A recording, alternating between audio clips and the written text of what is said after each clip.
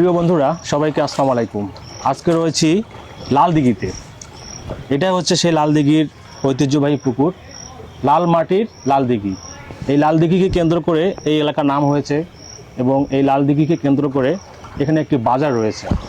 তো আমি আজকে আপনাদের এই লাল দিঘির বাজারটা এক্সপ্লোর করে দেখাবো, পাশাপাশি এই লাল দিঘির পুকুরটা আছে সেটাও আপনাদের দেখানোর চেষ্টা করব। মুরব্বী আসসালামু আলাইকুম। ওয়ালাইকুম আসসালাম। আপনি ভালো আছেন?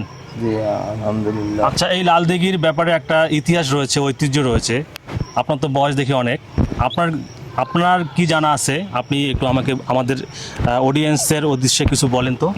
আমাদের জানা মতে আমাদের যে বাপ দাদা চৌদ্দগুরু যারা আসছিল আগে, তাদের কাছে আস্তে আস্তে আমরা শুনি আসতেছি যে এই পুকুর এবং এই মসজিদ মানুষ বলে যে এক রাইতে হয়েছে, কিন্তু ওটা ভুয়া কথা।